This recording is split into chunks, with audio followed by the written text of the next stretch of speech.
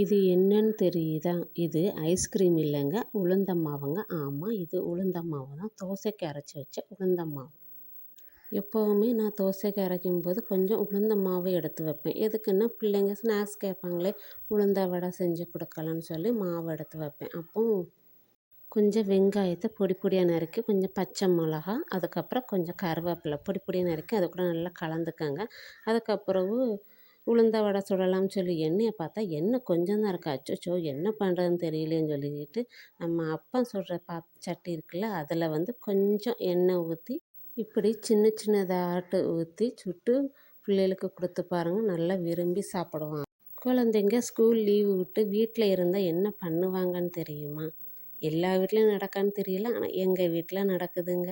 வீட்டில் இருந்தால் அம்மா அம்மா ஸ்நாக்ஸ் செஞ்சு தாங்க, ஏதாவது செஞ்சு தாங்கன்னு கேட்டுகிட்டே இருப்பாங்க. நாமெல்லாம் அப்போ என்ன நினைப்போம், உடனே கிச்சனுக்கு போவோம்.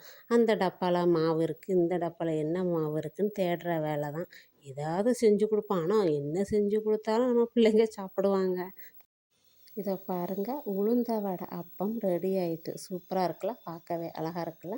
இப்போ என்ன பண்ணணும், அதை தட்டத்தில் அவெல்லாம் எடுத்து வச்சுட்டு அதுக்கு லேசாக கொஞ்சம் தேங்காய், பச்சை மிளகு, பூண்டு, உப்பு போட்டு அரைச்சி கொஞ்சமாக துவையல் மாதிரி அரைச்சி எடுத்துகிட்டு அது கூட வச்சு பிச்சு எடுத்து சாப்பிட்டு பாருங்கள், சூப்பராக இருக்கும், அடிப்பொலி.